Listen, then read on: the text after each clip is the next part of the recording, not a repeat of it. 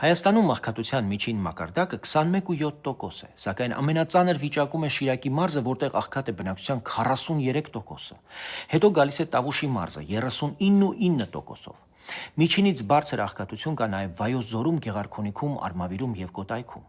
Հայաստանը կանգնած է ժողովրդագրական լրջագույն մարտահրավերների առջև, բայց ըստ վիճակագրության 6 անդամ ունեցող ընտանիքներում աղքատության մակարդակը 27.4% է, 7 եւ ավելի անդամ ունեցողների ընտանիքներում 39%։ Աղքատությունը նկատելիորեն ավելի բարձր է տարրական եւ ցածր կրթություն ունեցողների շրջանում։ Որքան բարձր է կրթության մակարդակը, սակայն, այնքան նվազում է աղքատության ռիսկը։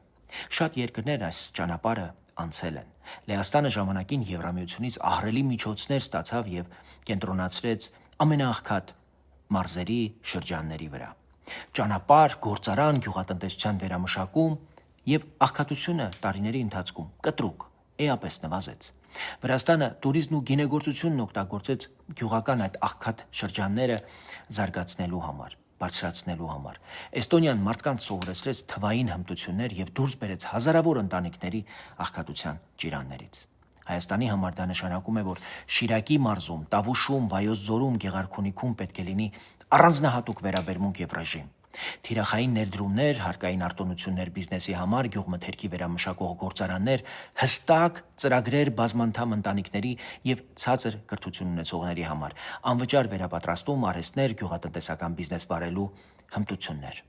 Պետության պարտքը նպաստ բաժանելը չէ, այլ մարդկանց կյանքի որակը արմատապես փոխելը, կրթություն, արժանապատիվ աշխատանք, պաշտպանվածություն ապահովելով։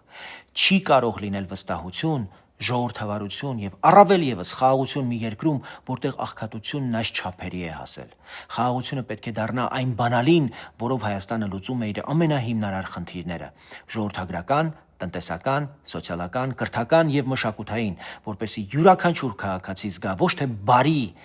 այսպես կամքի դրսևորումներ, խոստումներ, այլ իր կյանքի որակի իրական փոփոխություն։